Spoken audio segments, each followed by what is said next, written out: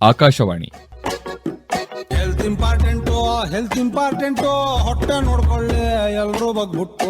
ಸಾರ್ವಜನಿಕರಿಗೆ ಆರೋಗ್ಯ ಅರಿಕೆ ಅರಿವು ಮೂಡಿಸುವ ವಿಶೇಷ ಕಾರ್ಯಕ್ರಮ ಸರಣಿ ಎಲ್ಲರಿಗೂ ಆರೋಗ್ಯ ಸಲಹೆ ಒಳಗೊಂಡ ಕಾರ್ಯಕ್ರಮ. ಈ ಕಾರ್ಯಕ್ರಮ ಸರಣಿಯ ಸಹಯೋಗ ಹಾಗೂ ಪ್ರಾಯೋಜಕರು IMA ಶಿವಮೊಗ್ಗ ಶಾಖೆ. ಆರೋಗ್ಯವೇ ಭಾಗ್ಯ ಅಂತ ಕಾಯಿಲೆ ಕತ್ತಲೆ ಮೂಲ ಯಾವಂದು ಹೇಳೋಕೆ ಆಗೋದಿಲ್ಲ. ಇಂದಿನ ಈ ಕಾರ್ಯಕ್ರಮದಲ್ಲಿ HPV ವ್ಯಾಕ್ಸಿನೇಷನ್ ಈ ಕುರಿತು ಶಿವಮೊಗ್ಗದ ಯುನಿಟಿ ಆಸ್ಪತ್ರೆಯ ಪ್ರಸೂತಿ ಹಾಗೂ ಸ್ತ್ರೀ ಸ್ವಾಸ್ಥ್ಯ ತಜ್ಞರಾದ ಡಾಕ್ಟರ್ ಪ್ರಿಯಂವದಾ ಅವರಿಂದ ಮಾಹಿತಿ. ಎಲ್ಲರಿಗೂ ನಮಸ್ಕಾರ. ಇವತ್ತು ನಾನು ಮಾತಾಡಬೇಕು ಅಂತ ಅಂದ್ಕೊಂಡಿರೋ ಟಾಪಿಕ್ಕು HPV ವ್ಯಾಕ್ಸಿನೇಷನ್. ಇವಾಗ ಎಲ್ಲರಿಗೂ ತಿಳಿದಿರೋಂತೆ ಭಾರತ ಸರ್ಕಾರ HPV ವ್ಯಾಕ್ಸಿನೇಷನ್ ಇದರಲ್ಲಿ ಇನ್ಕ್ಲೂಡ್ ಮಾಡಿದೆ. ಇದು ಏನು ಅಂತ ಇವತ್ತು ತಿಳ್ಕೊಳ್ಳೋಣ. ಮೊದಲನೇದಾಗಿ HPV ಅಂತ ಅಂದರೆ ಏನು? HPV ಅಂತ ಅಂದರೆ ಹ್ಯೂಮನ್ ಪ್ಯಾಪಿಲೋಮಾ ವೈರಸ್. ಇದು ಒಂದು ಬಹಳ ಸಾಮಾನ್ಯವಾಗಿ ಇರುವಂತ ಒಂದು ವೈರಲ್ ಇನ್ಫೆಕ್ಷನ್. ಇದು ಮುಖ್ಯವಾಗಿ ಚರ್ಮದಿಂದ ಚರ್ಮಕ್ಕೆ ಹರಡುತ್ತದೆ. ಎಷ್ಟೋ ಜನಕ್ಕೆ ಈ ಸೋಂಕು ಇರ್ತದೆ, ಆದರೆ ಇದರ ಲಕ್ಷಣ ಅವರಲ್ಲಿ ಕಾಣಿಸಿರೋದಿಲ್ಲ. HPVಯಲ್ಲಿ ಸುಮಾರಷ್ಟು ಸ್ಟ್ರೈನ್ಸ್ ಅಥವಾ ರೀತಿಗಳಿವೆ. ಅದರಲ್ಲಿ ಕೆಲವೊಂದು 2 ರಿಂದ 4 ಪ್ರಕಾರಗಳು ಕ್ಯಾನ್ಸರ್ಗೆ ಕಾರಣವಾಗಬಹುದು. ಉದಾಹರಣೆಗೆ ಟೈಪ್ 16, 18 ಅಂತೆಲ್ಲ ಹೇಳ್ತೀವಿ. ಇದು ಮೇನ್ಲಿ ಕ್ಯಾನ್ಸರ್ನ ನಮ್ಮಲ್ಲಿ ತರಿಸೋಂಥ ಶಕ್ತಿ ಹೊಂದಿರ್ತವೆ. ಇನ್ನು ಸುಮಾರಷ್ಟು ಇರ್ತವೆ, ಅವು ಜಾಸ್ತಿ ಏನು ತೊಂದರೆ ಕೊಡೋದಿಲ್ಲ. ಒಂದು ಇನ್ಫೆಕ್ಷನ್ ಥರ ಬಂದ್ಬಿಟ್ಟು ಸಣ್ಣ ಪುಟ್ಟ ನೀರುಳ್ಳಿ ಗುಳ್ಳೆಗಳು ಆ ಥರ ಬಂದುಬಿಟ್ಟು ಹೋಗ್ತವೆ.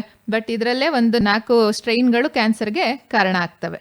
ಈ HPV ಮತ್ತು ಗರ್ಭಕಂಠದ ಕ್ಯಾನ್ಸರ್ಗೆ ಏನು ಸಂಬಂಧ ಅಂತ ಅಂದರೆ, ಆಗಲೇ ಹೇಳ್ದಂಗೆ ಕೆಲವು ವೈರಸ್ ಸ್ಟ್ರೈನ್ಗಳು ಮುಖ್ಯವಾಗಿ ಕ್ಯಾನ್ಸರ್ಗೆ ಕಾರಣ ಆಗುವಂಥ ವೈರಲ್ ಸ್ಟ್ರೈನ್ ಇರ್ತವೆ. ತುಂಬ ದಿವಸದವರೆಗೆ ಅದು ನಮ್ಮ ದೇಹದಲ್ಲಿ ಮುಂದುವರೆದ್ರೆ ಗರ್ಭಾಶಯದ ಕ್ಯಾನ್ಸರ್, ಬಾಯಿ ಕ್ಯಾನ್ಸರು ಅಥವಾ ಥ್ರೋಟ್ ಕ್ಯಾನ್ಸರು ಇದನ್ನೆಲ್ಲ ನಮ್ಮಲ್ಲಿ ಮಾಡ್ತಾ ಹೋಗ್ತವೆ. ಇದು ನಮ್ಮ ಕೋಶದಲ್ಲಿ ಕೆಲವೊಂದು ಚೇಂಜಸ್ನ ಮಾಡೋದ್ರಿಂದ ಇವು ಕ್ಯಾನ್ಸರ್ ಕೋಶ ನಾರ್ಮಲ್ ಸೆಲ್ಸ್ಗಳೇನಿರ್ತವೆ ಅದು ಕ್ಯಾನ್ಸರ್ ಸೆಲ್ಸ್ ಆಗಿ ಟರ್ನ್ ಆಗ್ತಾ ಹೋಗ್ತವೆ. ಬಟ್ ಇದು ಇಮಿಡಿಯೇಟ್ ಆಗಿ ಇವಾಗ ಕೋವಿಡ್ ಇನ್ಫೆಕ್ಷನ್ ಆ ಥರ ಇವತ್ತು ಇನ್ಫೆಕ್ಟ್ ಆಯಿತು, ಇನ್ನೊಂದು 2-3 ದಿವಸದಲ್ಲಿ ನಮಗೆ ಅದರ ಲಕ್ಷಣಗಳು ಕಾಣ್ತವೆ, ಆ ಥರ ಇರೋದಿಲ್ಲ. ಈ HPV ವ್ಯಾಕ್ಸಿನ್ ಏನಿದೆ, ಇವತ್ತು ಇನ್ಫೆಕ್ಟ್ ಆಯಿತು ಅಂತ ಅಂದ್ರು ಅದು ಅದರ ಲಕ್ಷಣಗಳನ್ನು ತೋರ್ಸಕ್ಕೆ ಮಿನಿಮಮ್ ಅಂತ ಅಂದ್ರು 10 ವರ್ಷಗಳು ಬೇಕಾಗುತ್ತೆ. ಸೊ 10 ವರ್ಷಗಳಲ್ಲಿ ನಾವು ಈ ಕ್ಯಾನ್ಸರ್ ಬಂದಿದೆಯಾ ಇಲ್ಲ ಅನ್ನೋದನ್ನು ಸಹ ಸ್ಕ್ರೀನಿಂಗ್ ಮುಖಾಂತರ ನೋಡ್ಕೋಬಹುದಾಗಿದೆ. ಸೊ ಇವಾಗ ನಾನು ಮಾತಾಡ್ತಾ ಇರೋ ಟಾಪಿಕ್ಕು ವ್ಯಾಕ್ಸಿನೇಷನ್ ಆಗಿರೋದ್ರಿಂದ ಇದು ಬರ್ದೇ ಇರಂಗೆ ತಡೆಯೋದು ಹೇಗೆ ಅನ್ನೋದನ್ನ ನೋಡೋಣ. ಈ ವ್ಯಾಕ್ಸಿನೇಷನ್ಗಳು ಮುಖ್ಯನಾ, ಬೇಕಾ? ಈ ಕ್ಯಾನ್ಸರ್ ತಡೆಗಟ್ಟಕ್ಕೆ ವ್ಯಾಕ್ಸಿನ್ಗಳು ಹೆಲ್ಪ್ ಆಗ್ತಾವ ಅಂತ ಅಂದರೆ ಮುಖ್ಯವಾಗಿ 2 ಕ್ಯಾನ್ಸರ್ಗಳಿಗೆ ವ್ಯಾಕ್ಸಿನೇಷನ್ ಬರುತ್ತೆ. ಒಂದು ಲಿವರ್ ಕ್ಯಾನ್ಸರು, ಮತ್ತೊಂದು ಗರ್ಭಕಂಠದ ಕ್ಯಾನ್ಸರು. ಇವೆರಡಕ್ಕಷ್ಟೇ ಸದ್ಯಕ್ಕೆ ವ್ಯಾಕ್ಸಿನೇಷನ್ ಇರೋದ್ರಿಂದ ಇವಾಗ ಎಷ್ಟೋ ಸಾರಿ ಫೇಸ್ಬುಕ್ ಅಥವಾ ಇನ್ಸ್ಟಾಗ್ರಾಮಲ್ಲಿ ನಾವು ನೋಡಿರ್ತೀವಿ, ಎಲ್ಲ ಥರದ ಕ್ಯಾನ್ಸರ್ಗೆ ಒಂದು ಚುಚ್ಚುಮದ್ದು ಬಂದಿದೆಯಂತೆ, ಇದನ್ನು ತಗೊಂಡ್ರೆ ಕ್ಯಾನ್ಸರ್ ಬರೋದೇ ಇಲ್ಲಂತೆ, ಈ ಥರ ವದಂತಿಗಳನ್ನು ಕೇಳಿರ್ತೀವಿ. ಬಟ್ ಅದ್ಯಾವುದು ಸತ್ಯ ಅಲ್ಲ. ಇವಾಗ ವ್ಯಾಕ್ಸಿನೇಷನ್ ಅಥವಾ ಲಸಿಕೆ ಅಂತ ಇರೋದು ಬರೀ 2ಕ್ಕೆ, ಒಂದು ಲಿವರ್ ಕ್ಯಾನ್ಸರ್ ಮತ್ತೆ ಸರ್ವೈಕಲ್ ಕ್ಯಾನ್ಸರ್. ಇವೆರಡೂ ಸಹ ವೈರಸ್ ಇಂದ ಬರ್ತಾ ಇರೋದ್ರಿಂದ ಆ ವೈರಸ್ ವಿರುದ್ಧ ವ್ಯಾಕ್ಸಿನೇಷನ್ ಕಂಡುಹಿಡಿದಿರೋದ್ರಿಂದ ಇದು ನಮಗೆ ಉಪಯುಕ್ತ ಆಗತ್ತೆ. ಈಗ ಮೋಸ್ಟ್ ಆಫ್ ದ ಗರ್ಭಕಂಠದ ಕ್ಯಾನ್ಸರ್ ಏನಿದೆ ಅದು ವೈರಸ್ಗಳಿಂದ ಆಗೋದ್ರಿಂದ ನಾವು HPV ವ್ಯಾಕ್ಸಿನೇಷನ್ ತಗೊಳೋದ್ರಿಂದ ಅದು ತುಂಬ ಪರಿಣಾಮಕಾರಿ. ಹಾಗಾಗಿ ಇದನ್ನ ಕ್ಯಾನ್ಸರ್ ತಡೆಗಟ್ಟುವ ಲಸಿಕೆ ಅಂತಲೂ ಹೇಳ್ತಾರೆ. ಈ HPV ವ್ಯಾಕ್ಸಿನೇಷನ್ ಕ್ಯಾನ್ಸರ್ನ ತಡೆಗಟ್ಟತ್ತಾ ಅಂತ ಅಂದರೆ ಹೌದು, ಇದು ಖಂಡಿತವಾಗಿಯೂ ಕ್ಯಾನ್ಸರ್ನ ತಡೆಯುತ್ತೆ. ಈ ಲಸಿಕೆಯಿಂದ ಏನೇನು ಕ್ಯಾನ್ಸರ್ ತಡಿಬೋದು ಅಂತ ಅಂದರೆ ಗರ್ಭಕಂಠದ ಕ್ಯಾನ್ಸರ್, ಯೋನಿ ಮಾರ್ಗ ಹಾಗೂ ಗುದದ್ವಾರದ ಕ್ಯಾನ್ಸರ್, ಜೊತೆಗೆ ಗಂಟಲು ಮತ್ತೆ ಬಾಯಿಯ ಕ್ಯಾನ್ಸರ್ನೂ ಸಹ ತಡೆಗಟ್ಟಬಹುದಾಗಿದೆ. ಜೊತೆಗೆ ಈ ನೀರುಳ್ಳಿಗುಳ್ಳೆ ಅಥವಾ ವಾರ್ಟ್ಸ್ ಏನಂತ ಹೇಳ್ತೀವಿ, ಇದನ್ನೂ ಸಹ ತಡೆಬಹುದು. ಇದು ಎಷ್ಟೋ ಜನ ಹೆಣ್ಮಕ್ಳು ಪೋಷಕರು ಬಂದ್ಬಿಟ್ಟು ಕೇಳ್ತಾರೆ, ಯಾವಾಗ ತಗೋಬೇಕು, ನಮ್ಮ ಮಗುಗೆ ಇಷ್ಟು ವರ್ಷ ಆಗಿದೆ, ಮುಟ್ಟಾಗಲೇಬೇಕಾ, ಇದೆಲ್ಲ ಕ್ವಶನ್ಗಳು ಬರ್ತವೆ. ಬಟ್ ಇದನ್ನ ಮುಟ್ಟಾಗದೇ ಇರೋಂಥ ಹುಡುಗಿರಿಗೂ ಸಹ ಕೊಡಿಸ್ಬೋದು. ಏಜ್ ಗ್ರೂಪ್ ಅಂತ ಅಂದರೆ 9 ರಿಂದ 14 ವರ್ಷದೊಳಗೆ ಹಾಕ್ಸಿದ್ರೆ ತುಂಬ ಒಳ್ಳೆಯದು. ವಿಶೇಷವಾಗಿ ಏನಪ್ಪ ಅಂತಂದರೆ ಇದನ್ನು ಹಾಕ್ಸ್ಕೊಳೋದು ಲೈಂಗಿಕ ಜೀವನ ಪ್ರಾರಂಭವಾಗುವ ಮೊದಲು ತಗೊಳೋದ್ರಿಂದ ಇದ್ರ ಎಫಿಕಸಿ ತುಂಬ ಜಾಸ್ತಿ ಇರುತ್ತೆ. ಸಾಮಾನ್ಯವಾಗಿ ನಾವು 11 ರಿಂದ 12 ವರ್ಷ ವಯಸ್ಸಿನ ಹೆಣ್ಣು ಮಕ್ಕಳಿಗೆ ಇದನ್ನು ಶಿಫಾರಸು ಮಾಡ್ತೀವಿ. ದೊಡ್ಡವರು ತಗೋಬೋದಾ? ಹೌದು, 45 ವರ್ಷದೊಳಗಿನ ಎಲ್ಲ ಮಹಿಳೆಯರು ಸಹ ಇದನ್ನು ತಗೋಬಹುದಾಗಿದೆ. ಮದುವೆ ಆದ್ಮೇಲೂ ತಗೋಬೋದಾ, ಯಾಕೆ ಅಂತಂದ್ರೆ ಲೈಂಗಿಕತೆ ಮುಂಚೆ ತಗೊಂಡ್ರೆ ತುಂಬಾ ಹೆಲ್ಪ್ ಆಗತ್ತೆ ಅಂತ ಹೇಳ್ದೆ.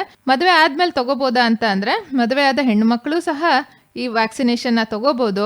ಸ್ವಲ್ಪ ಆದ್ರೂ ಎಫಿಕಸಿ ಕಮ್ಮಿ ಆಗತ್ತೆ ಅನ್ನೋದು ಬಿಟ್ರೆ ತಗೊಳ್ಳೋದ್ರಿಂದ ಈ ಮುಂಚೆ ವೈರಸ್ ಇಂದ ಇನ್ಫೆಕ್ಟ್ ಆಗಿಲ್ಲ ಅಂತ ಅಂದಾಗ ಅದ್ರ ವಿರುದ್ಧ ಇದು ಹೋರಾಟ ಮಾಡಕ್ಕೆ ಪರಿಣಾಮಕಾರಿಯಾಗಿ ಆಗತ್ತೆ.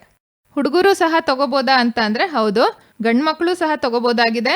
HPV ಪುರುಷರಲ್ಲಿ ಏನೇನ್ ಕ್ಯಾನ್ಸರ್ ಆಗಿ ಕಾಡತ್ತೆ ಅಂತ ಅಂದ್ರೆ ಗುದದ್ವಾರ, ಶಿಶ್ನ ಹಾಗೂ ಗಂಟಲು ಕ್ಯಾನ್ಸರ್ ಆಗಿ ಬರುತ್ತೆ. ಬಟ್ ಇದು ಅಷ್ಟೊಂದು ಕಾಮನ್ ಇರೋದಿಲ್ಲ. ಬಟ್ ಬರೋ ಚಾನ್ಸಸ್ ಇರೋದ್ರಿಂದ ಅವರಿಗೂ ಸಹ ಕೊಡೋದು ಒಳ್ಳೇದು. ಮುಖ್ಯವಾಗಿ ಕ್ಯಾನ್ಸರ್ಗಿಂತ ಇದರಿಂದ ಸೋಂಕಿನ ಹರಡುವಿಕೆ ಕಡಿಮೆ ಆಗ್ತಾ ಹೋಗುತ್ತೆ. ಹಾಗಾಗಿ ಇದನ್ನ ಗಂಡ್ಮಕ್ಳು ಸಹ ತಗೊಂಡ್ಲಿ ಅಂತ ಶಿಫಾರಸು ಮಾಡ್ತೀವಿ. ಎಷ್ಟು ಇಂಜೆಕ್ಷನ್ ತಗೋಬೇಕು, 1 ತಗೋಬೇಕಾ, 2 ತಗೋಬೇಕಾ, ಎಷ್ಟು ತಗೋಬೇಕು ಅಂತ ಅಂದ್ರೆ 15 ವರ್ಷಕ್ಕಿಂತ ಒಳಗಿದ್ರು ಹೆಣ್ಮಕ್ಳು ಅಂತ ಅಂದ್ರೆ 2 ಡೋಸ್ ಸಾಕಾಗತ್ತೆ. 15 ವರ್ಷ ದಾಟಿದ್ರು ಅಂತ ಅಂದ್ರೆ 3 ಡೋಸ್ ಬೇಕಾಗತ್ತೆ. ಯಾವಾಗ ತಗೋಬೇಕು, ಎಷ್ಟು ಅಂತರ ಇರಬೇಕು ಒಂದು ಇಂಜೆಕ್ಷನ್ ಇಂದ ಇನ್ನೊಂದು ಇಂಜೆಕ್ಷನ್ಗೆ ಅಂತ ಅಂದ್ರೆ 2 ಡೋಸ್ ತಗೊಳ್ಳೋ ಅಂತರಲ್ಲಿ 1 6 ತಿಂಗಳು ವ್ಯತ್ಯಾಸ ಇರಬೇಕು. ಒಂದು ಇವಾಗ ತಗೊಂಡ್ರೆ ಇನ್ನೊಂದು 6 ತಿಂಗಳ ನಂತರ ತಗೋಬೇಕು.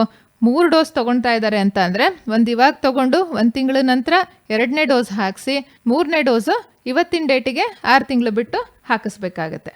ಇವಾಗ ಎಷ್ಟೋ ಸತಿ 1 ಡೋಸ್ ಸ್ಕಿಪ್ ಆಗಿರೋ ಚಾನ್ಸಸ್ ಇರುತ್ತೆ ಅಥವಾ ಮರ್ತು ಬಿಟ್ಟಿರ್ತಾರೆ, ಯಾವುದೋ ಕಾರಣಾಂತರಗಳಿಂದ ಹಾಕ್ಸಿರಲ್ಲ. ಅಂಥವ್ರು ಇವಾಗ ಮತ್ತೆ ಫಸ್ಟ್ ಡೋಸಿಂದ ಸ್ಟಾರ್ಟ್ ಮಾಡ್ಬೇಕಾ ಅಂತ ಅಂದ್ರೆ ಇಲ್ಲ, ಫಸ್ಟ್ ಡೋಸಿಂದ ಏನು ಸ್ಟಾರ್ಟ್ ಮಾಡ್ಬೇಕಾಗಿಲ್ಲ. ಮತ್ತೆ ಅದನ್ನ ಯಾವಾಗ ನೆನಪಿಸ್ಕೊಂತೀರೋ ಅವಾಗ 2ನೇ ಡೋಸೋ 3ನೇ ಡೋಸೋ ತಗೊಳ್ಬೇಕಾಗತ್ತೆ. ಬಟ್ ಎಷ್ಟು ಬೇಗ ಸಾಧ್ಯನೋ ಅಷ್ಟು ಬೇಗ ತಗೊಂಡ್ರೆ ಅದರ ಎಫಿಷಿಯನ್ಸಿ ಅಷ್ಟು ಜಾಸ್ತಿ ಸಿಗತ್ತೆ. ಮತ್ತೆ ಇದು ಸೇಫಾ ಅಂತ ಯಾವುದೇ ಹೊಸ ವ್ಯಾಕ್ಸಿನೇಷನ್ ಬಂದಾಗ್ಲೂ ಸಹ ಎಲ್ಲರ ತಲೆಲೂ ಕಾಡೋಂಥ ಪ್ರಶ್ನೆ ಅಂತ ಅಂದ್ರೆ ಎಷ್ಟು ಸುರಕ್ಷಿತ ಈ ವ್ಯಾಕ್ಸಿನೇಷನ್. ಇದು ತುಂಬಾ ಸುರಕ್ಷಿತ ಅಂತಾನೆ ಹೇಳ್ಬೋದು. ಯಾಕೆ ಅಂತ ಅಂದ್ರೆ ಸುಮಾರು ವರ್ಷಗಳು, ಆಲ್ಮೋಸ್ಟ್ 25 ವರ್ಷಗಳಿಂದ ವಿಶ್ವದಾದ್ಯಂತ ಇದನ್ನ ಬಳಸಲಾಗ್ತಾ ಇದೆ. ಮತ್ತೆ ಇದು ಒಳ್ಳೆ ಸುರಕ್ಷತಾ ದಾಖಲೆನೂ ಸಹ ಹೊಂದಿದೆ. ಏನಾದ್ರೂ ಸೈಡ್ ಎಫೆಕ್ಟ್ಸ್ ಇದೆಯಪ್ಪ ಅಂತ ಅಂದ್ರೆ ಮೇಜರ್ ಆಗಿ ಯಾವುದು ದೊಡ್ಡ ಸೈಡ್ ಎಫೆಕ್ಟ್ಸ್ಗಳಿಲ್ಲ. ಸಣ್ಣ ಪುಟ್ಟದಾಗಿ ಇಂಜೆಕ್ಷನ್ ಜಾಗದಲ್ಲಿ ನೋವು ಕಾಣಿಸ್ಕೋಬಹುದು, ಸ್ವಲ್ಪ ಊತ ಬರ್ಬೋದು, ಸಣ್ಣದಾಗಿ ಜ್ವರ ಬರ್ಬೋದು, ಮೈಕೈ ನೋವು ಕಾಣಿಸ್ಕೋಬಹುದು. ಕೆಲವರಿಗೆ ಇಂಜೆಕ್ಷನ್ ಕೊಟ್ಟ ತಕ್ಷಣ ಸ್ವಲ್ಪ ತಲೆ ಸುತ್ತು ಬರ್ಬೋದು. ಬಟ್ ಇದೆಲ್ಲಾ ತೊಂದರೆಗಳು 1 ಅಥವಾ 2 ದಿವಸದಲ್ಲೇ ಕಡಿಮೆ ಆಗತ್ತೆ. ಮೇಜರ್ ಆಗಿ ಯಾವ ತೊಂದರೆಗಳು ಇದುವರೆಗೂ ಕಾಣಿಸಿಲ್ಲ. ಇದೇನಾದ್ರೂ ಮುಂದೆ ಬಂಜೆತನ ಕಾಣಿಸುತ್ತಾ ಹೆಣ್ಮಕ್ಳಲ್ಲಿ ಇಂಜೆಕ್ಷನ್ ತಗೊಂಡಾಗ ಅಂತ ಅಂದ್ರೆ ಇಲ್ಲ, ವಾಸ್ತವವಾಗಿ ಯಾವುದು ನಾವು ಇದನ್ನ ನೋಡಿಲ್ಲ. ಜೊತೆಗೆ ಇದನ್ನ ತಗೊಳೋದ್ರಿಂದ ಮುಂದಿನ ಆರೋಗ್ಯ ಸಹ ಒಳ್ಳೇದಾಗೋದ್ರಿಂದ ಇದನ್ನ ನಾವು ಶಿಫಾರಸು ಮಾಡ್ತೀವಿ. ಇದರಿಂದ ಋತುಚಕ್ರದಲ್ಲಿ ಏನಾದ್ರೂ ಏರುಪೇರು ಆಗತ್ತಾ ಅಂತ ಅಂದ್ರೆ ಅದು ಸಹ ಇಲ್ಲ. ಯಾವುದೇ ರೀತಿಯ ವೈಜ್ಞಾನಿಕ ಸಾಕ್ಷ್ಯ ಇದಕ್ಕೆ ಇಲ್ಲ. ಇವಾಗ ಪೋಷಕರಿಗೆ ಏನ್ ಸಂದೇಶ ಕೊಡಕ್ಕೆ ಇಷ್ಟಪಡ್ತೀನಿ ಅಂತ ಅಂದ್ರೆ ಈ ಲಸಿಕೆ ನಿಮ್ಮ ಮಗಳನ್ನು ಭವಿಷ್ಯದ ಕ್ಯಾನ್ಸರ್ನಿಂದ ರಕ್ಷಿಸುತ್ತದೆ. ಸರಿಯಾದ ಸಮಯದಲ್ಲಿ ತೆಗೆದುಕೊಳ್ಳುವುದು ತುಂಬಾ ಒಳ್ಳೆಯದು. ಇದ್ರ ಜೊತೆಗೆ ಇವಾಗ ಇಂಜೆಕ್ಷನ್ ಹಾಕ್ಸಿರ್ತಾರೆ ಹೆಣ್ಮಕ್ಳು, ಪ್ಯಾಪ್ಸ್ಮಿಯರ್ ಮಾಡಿಸ್ಬೇಕಾ ಅಂತ ಬರ್ತಾರೆ. ಈ ಪ್ಯಾಪ್ಸ್ಮಿಯರ್ ಅನ್ನೋದು ಇವಾಗ ಸಣ್ಣ ಮಕ್ಕಳಲ್ಲಿ ಮಾಡೋದಿಲ್ಲ. 30 ವರ್ಷದ ನಂತರ ನಾವು ಇದನ್ನ ಶಿಫಾರಸು ಮಾಡ್ತೀವಿ. ಬಟ್ 30 ವರ್ಷದ ನಂತರ ಇಂಜೆಕ್ಷನ್ ಹಾಕ್ಸ್ಕೊಂಡೋರು ಇದ್ದಾರೆ, ನಾವು ಇವಾಗ ಮಾಡಿಸ್ಬೇಕಾ ಅಂತ ಅಂದ್ರೆ ಖಂಡಿತವಾಗಿಯೂ ಹೌದು. ಯಾಕೆ ಅಂತ ಅಂದ್ರೆ ಯಾವುದೇ ಲಸಿಕೆಯೂ ಸಹ 100% ರಕ್ಷಣೆ ನೀಡೋದಿಲ್ಲ. ಹಾಗಾಗಿ ನಿಯಮಿತವಾಗಿ ಆರೋಗ್ಯ ತಪಾಸಣೆ ಅಗತ್ಯ. ಇದು ಭಾರತದಲ್ಲಿ ಅವೈಲಬಲ್ ಇದೆಯಾ, ಈಗ ನಮಗೆ ಸಿಗ್ತಾ ಇದೆಯಾ ಅಂತ ಅಂದ್ರೆ ಹೌದು. ಮುಂಚೆ ಬರೀ ಖಾಸಗಿ ಆಸ್ಪತ್ರೆಗಳಲ್ಲಷ್ಟೇ ಈ ಲಸಿಕೆ ಸಿಗ್ತಾ ಇತ್ತು.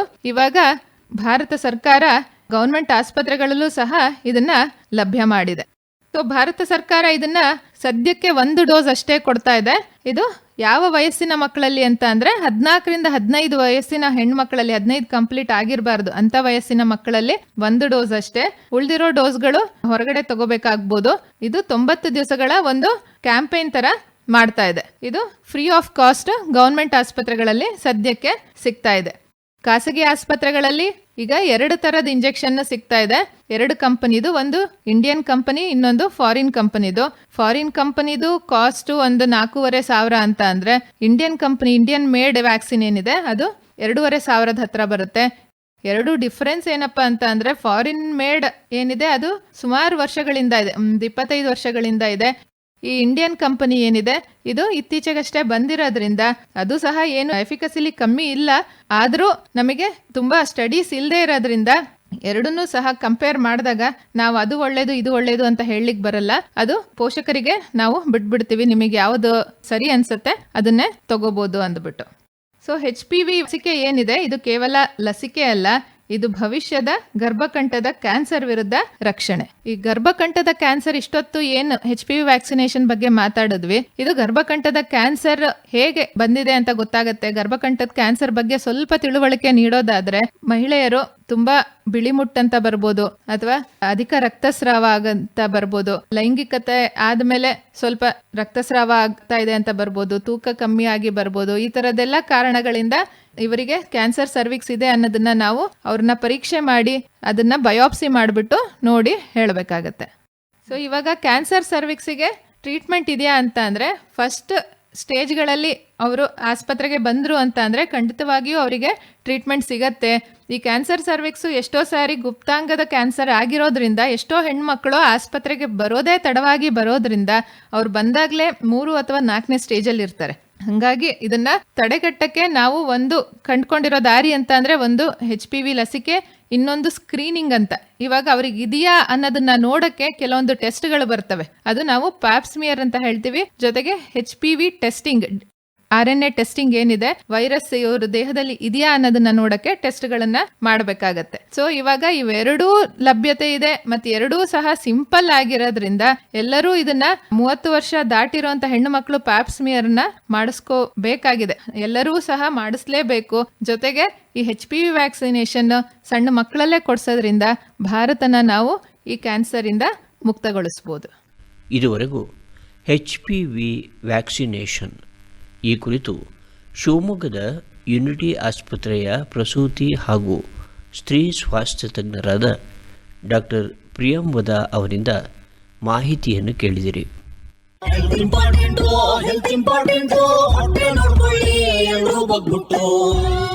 IMA ಶಿವಮೊಗ್ಗ ಶಾಖೆಯ ಅಮೃತ ಮಹೋತ್ಸವ ಹಾಗೂ ಆಕಾಶವಾಣಿ ಭದ್ರಾವತಿ ಕೇಂದ್ರದ ವಜ್ರ ಮಹೋತ್ಸವ ವರ್ಷಾಚರಣೆ ಅಂಗವಾಗಿ ಸಾರ್ವಜನಿಕರಿಗೆ ಆರೋಗ್ಯ, ಅರಿಕೆ, ಅರಿವು ಮೂಡಿಸುವ ವಿಶೇಷ ಕಾರ್ಯಕ್ರಮ ಸರಣಿ ಎಲ್ಲರಿಗೂ ಆರೋಗ್ಯ.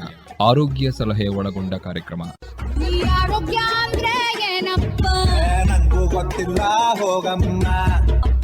ಈ ಕಾರ್ಯಕ್ರಮ ಸರಣಿಯ ಸಹಯೋಗ ಹಾಗೂ ಪ್ರಾಯೋಜಕರು IMA ಶಿವಮೊಗ್ಗ ಶಾಖೆ. ಕೇಳುಗರೆ, ಈ ಕಾರ್ಯಕ್ರಮ ಸರಣಿ ಆಕಾಶವಾಣಿ ಭದ್ರಾವತಿ ಯೂಟ್ಯೂಬ್ ಚಾನೆಲ್ನಲ್ಲಿಯೂ ಲಭ್ಯವಿದೆ. ಕಾರ್ಯಕ್ರಮದ ನಿರ್ವಹಣೆ SR ಭಟ್, ಸಹಕಾರ ಸವಿತಾ S. ಕಾರ್ಯಕ್ರಮ ಆಕಾಶವಾಣಿ ಭದ್ರಾವತಿ ಕೇಂದ್ರದ ಕೊಡುಗೆ.